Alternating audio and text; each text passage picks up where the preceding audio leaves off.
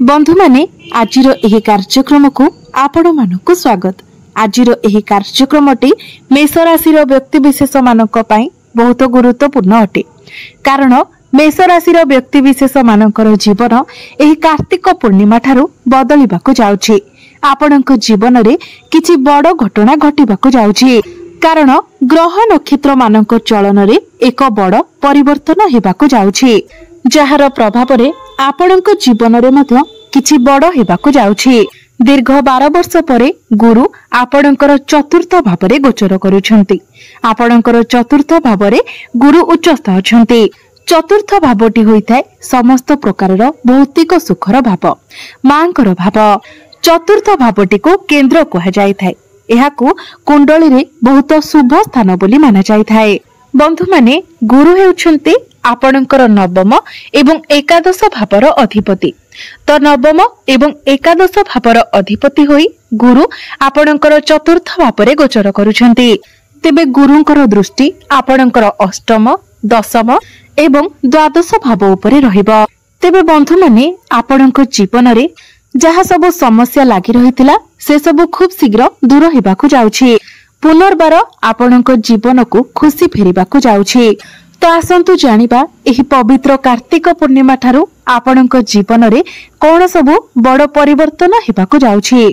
तेबे बंधु माने भिडियोटी रे आगो को बढ़िबा पूर्वरु जदि आपणकर मध्य मेष राशि होइथाय तो भिडियोटी को लाइक करी चैनल टी को सब्सक्राइब करि दियंतु एवं कमेंट बॉक्स रे भक्ति एवं श्रद्धार सहित जय श्री जगन्नाथ, जय मां लक्ष्मी निश्चय लिखंतु। तेबे बंधु माने आसंतु आरंभ करिबा आजिर एही कार्यक्रम को, जहा आपणकर जन्म राशि तथा चंद्र राशि उपरे आधारित अटे। तेबे राशि चक्रर 12 गोटी राशि मध्यरु प्रथम राशि हेउची मेष राशि। तेबे बंधु माने जदि पूर्वरु आपणकर स्वास्थ्य खराब रहुतिला, आपणकर इम्यूनिटी सिस्टम डाउन रहुतिला, तो आपण लक्ष्य करिवे एही कार्तिक पूर्णिमा ठारू आपणकर स्वास्थ्य रे सुधार आसीबो। आपण निजको स्वास्थ्यवान अनुभव करिवे। किंतु जेहेतु आपणकर पंचम भावर अधिपति सूर्य आपणकर अष्टम भावरे गोचर करिवे, जहाकि 16 नवेम्बर को सूर्य आपणकर अष्टम भावरे प्रवेश करिवे। तेणु 16 नवेम्बर परे जेतेबेले आपण बाहर को केवाडे जाउछंती तो बाहर खाइबा को आपण अवॉइड करंतु। जेते पारिबे हेल्दी फूड खाइबा को चेष्टा करंतु, नचेत आपणकर पेट जनित समस्या देखादेबो। जदि आपण निजर खाद्यपेय को नियंत्रण रे रखुचंती तो अन्य कोनोसी प्रकारर स्वास्थ्य जनित समस्या आपणकर देखा जाउ नाही। विद्यार्थी मानक कथा जदि कहिबा तो कुंडलीर पंचम भावटी होइथाय शिक्षार भाव। आपणक पंचम भावर अधिपति हेउछंती सूर्य। सूर्य आपणक कुंडलीर सप्तम भावरे केंद्र रे गोचर करूछंती, किंतु आपणकर पंचम भावरे गोचर करूछंती केतु। तो केतु हेउछंती मुंडविहीन ग्रह, छाया ग्रह। तो से आपणकर माइंड को डाइवर्ट कराइबे। पाठ पढ़ारे आपणकर मन लागिबो नाही। पाठ पढ़ारे आपण परिवर्तन आनिबार चिंता करिवे। किंतु जेहेतु सूर्यंकर स्थिति 16 नवेम्बर पर्यंत बहुत भल रहुची, तेणु 16 नवेम्बर मध्य जदि आपणकर किछि एग्जाम अछि तो एग्जाम आपणकर बहुत भल रहिबो। जदि आपणकर किछि कॉम्पिटिटिव एग्जाम अछि, प्रतियोगितामूलक परीक्षा अछि, कोनोसी सरकारी परीक्षा अछि, तो सेथिरे आपणको बहुत अधिक सफलता मिलिबो। किंतु 16 नवेम्बर परे जेतेबेले सूर्य अष्टम भाव को चली जिबे तो सेतेबेले आपणक मध्यरे टिके कन्फ्यूजन देखा देई पारे। पाठ पढ़ारे टिके अप डाउन स्थिति देखा देई पारे। किंतु 16 नवेम्बर पूर्वरु आपणकर पाठ पढ़ा बहुत भल रहिबो।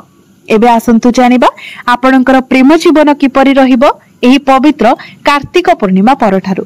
तो बंधु माने कुंडलीर पंचम भावटी आपणकर शिक्षार भाव हेबा सहित पंचम भावटी मध्य होइथाय आपणकर प्रेम जीवनर भाव। तो आपणक पंचम भावर अधिपति हेउछंती सूर्य। सूर्य आपणक कुंडलीर सप्तम भावरे गोचर करूछंती। तेबे बंधु माने जेहेतु आपणकर पंचम भावरे केतु गोचर करूछंती, तो जेबेठारु केतु आपणकर पंचम भावरे गोचर करूछंती आपण लक्ष्य करुथिबे जे आपणकर प्रेम जीवन रे कोनोसी ना कोनोसी कारण पई समस्या सृष्टि हेउथिबो। छोट छोट कथा को नेकी आपणक मध्यरे जुक्ति तर्क हेउथिबो। एमिति किछि घटना नथिबो, किंतु हठात करी एपरे किछि घटी जिवो जेउथि पई आपणक मध्यरे किछि बड़ इश्यू क्रिएट हेबो।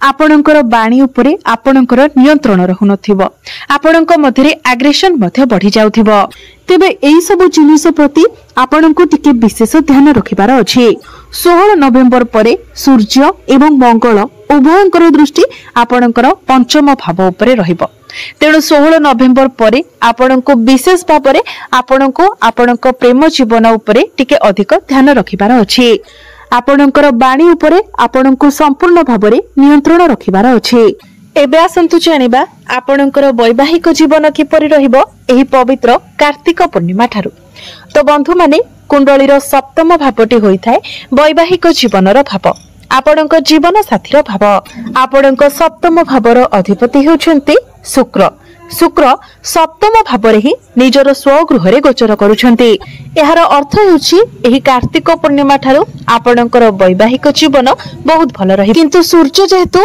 आपणकर सप्तम भावरे नीचस्थ अछन्ति तो आपणकर पार्टनर को मध्यरे टिके एग्रेशन देखा देई पारे किंतु ताहा सेते बड़ किछि समस्या हेबो नाही आपण दुई जण मिसी किछि प्लानिंग करि पारंती आपण दुई जनक मध्यरे भल पाइबा बढ़िबो आपणक मध्यरे ताळमेळ भल रहिबो कनेक्शन स्ट्रांग हेबो एबे आसंतु जानिबा आपणकर भाग्य कैरियर एवं व्यापार वाणिज्यर स्थिति किपरि रहिबो एही पवित्र कार्तिक पूर्णिमा ठारू तो बंधु माने कुंडलीर नवम भावटी होइथाय भाग्यर भाव एवं दशम भावटी होइथाय कैरियर भाव आपणकर नवम भावर अधिपति हेउछन्ति देवगुरु बृहस्पति गुरु आपणकर चतुर्थ भावरे उच्चस्थ अछन्ति आपणकर भाग्यर कनेक्शन आपणकर चतुर्थ भाव सहित हेउछि पुनर्बार आपणकर दशम भाव सहित रहुछि तो भाग्य एही कार्तिक पूर्णिमा ठारू आपणकर प्रबल हेबाको जाउछि आपण जेउ भी कार्य रे हाथ देबे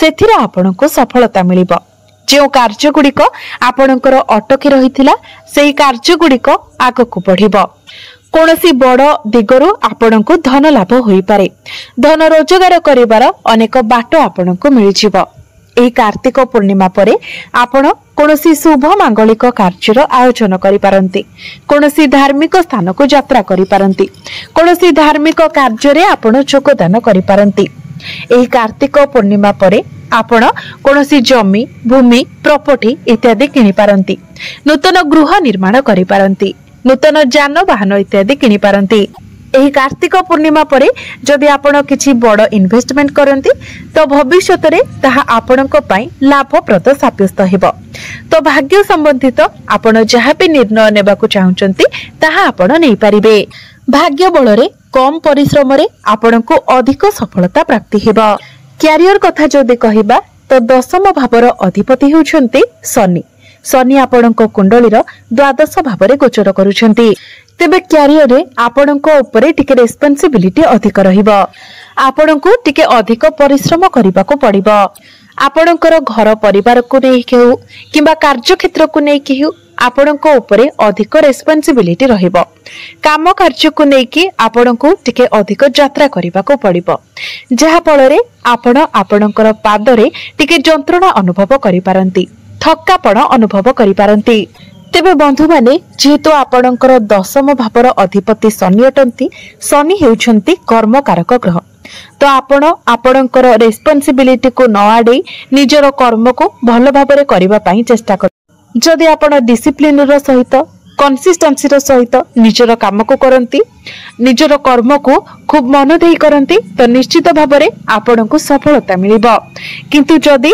आपण आपणकर काम को अवॉइड करिवे तो शनि देव आपण को अधिक समस्या रे पकाई पारंती तेणु आपणक पई भल हेबो आपणक ऊपर को जहा भी काम आसुची जहा भी रेस्पोंसिबिलिटी आसुची ताको आपण तुलेइबाको चेष्टा करंतु किंतु जो माने विदेश रे रही काम कार्य करूछंती सेमानक पई समय बहुत भल रहिबो आपण आपणकर कैरियर रे ग्रोथ देखिबाको पाइबे किंतु गोटिए कथा मने रखंतु आपण जेते पारिबे आपणकर बाणी को आपण नियंत्रण रे रखंतु कारण सूर्य मंगलंकर दृष्टि आपणकर द्वितीय भाव उपरे रहिबो तेणु आपणक मध्यरे टिके एग्रेशन अधिक देखा देबो एवं बाणी उपरे नियंत्रण रहिबो नाही जहा फଳରେ आपणक पई समस्या सृष्टि हेबो तेणु जेते पारिबे आपण आपणकर बाणी उपरे नियंत्रण रखिबाको चेष्टा करंतु बिजनेस कथा जदि कहबा तो बिजनेस आपणकर एही कार्तिक पूर्णिमा ठारू बहुत भल रहिबो। आपण आपणकर बिजनेस रे ग्रोथ देखिबा को पाइबे। आपणकर फाइनेंशियल ग्रोथ मध्य हेबो। आपणकर डेली इनकम बढ़िबो। आपण आपणकर बिजनेस रे उन्नति प्रगति देखिबा को पाइबे। आपण किछि नुवा बिजनेस मध्य स्टार्ट करि पारंती। एबे आसंतु जानिबा किछि उपाय विषय रे जो उपाय गुड़िक करबा द्वारा आपनकु अधिक मात्रा रे शुभ फल प्राप्ति हेबो एवं जहाँ सब अशुभत्व रहउची से गुड़िक खंडन होई जिवो। सेथि पई आपण प्रत्येक दिन शनिंकर बीज मंत्र 108 थर जप करंतु। प्रत्येक दिन आपण हनुमान चालीसार पाठ करंतु। एहा सहित प्रत्येक दिन आपण मंगलंकर बीज मंत्र 108 थर जप करंतु एवं प्रत्येक दिन आपण उदित सूर्य को तंबा पात्र रे जलार्घ्य अर्पण करंतु। निश्चित भाव में समस्त अशुभत्व गुड़िक खंडन होई आपण को अधिक मात्रा रे शुभ फल प्राप्ति हेबा। तो बंधु माने आपणकर जीवन मंगलमय हेउ एहा ही ईश्वरंक निकटरे मोर प्रार्थना। धन्यवाद।